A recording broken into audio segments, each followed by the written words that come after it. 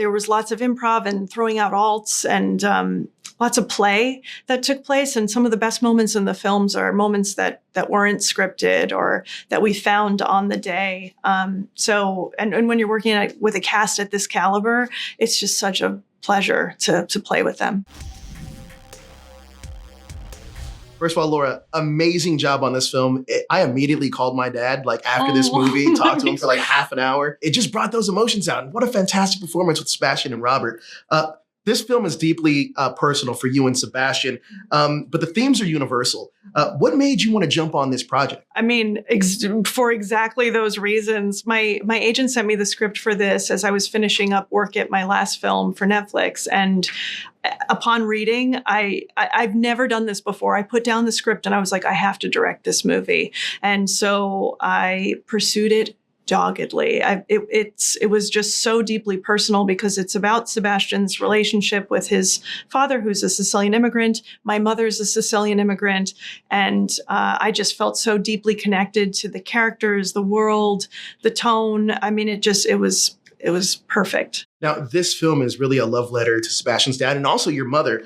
Can you talk to me about working with Sebastian and on this project that he's so deeply involved with and bringing this story to life? We just immediately connected.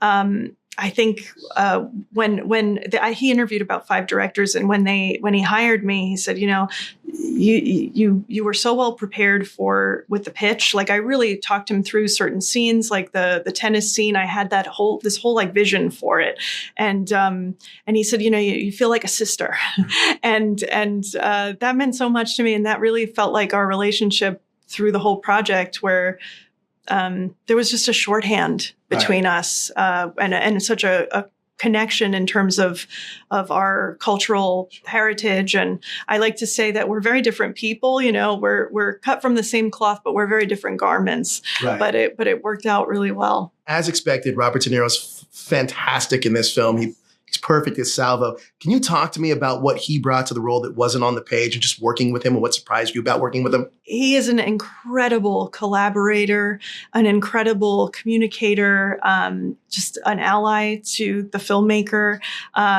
We just had such a wonderful working relationship. We talked weekly leading up to prep. There was just such great communication, and he had such trust in me. I mean, he was like, what do you want me to do? He would have done anything. And it was so, I felt so honored to be able to work with him.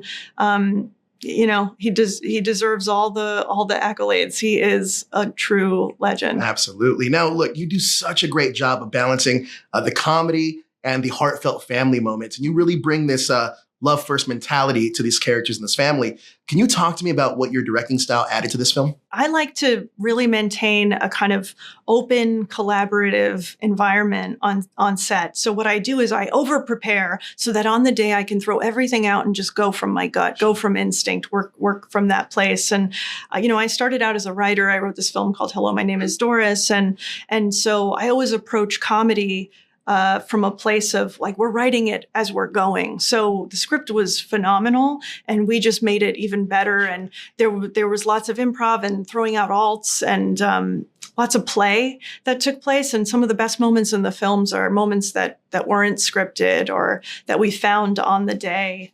So when you're working with a cast at this caliber, it's just such a pleasure to play with them. I can't wait to see this again with my own father. I think that we're both going to love it. I mean, I think he's going to love it. I absolutely thought it was great. Thank you so much for your time. Fantastic job on this film. Thank you. It was a pleasure meeting you. Pleasure meeting you too. Take care.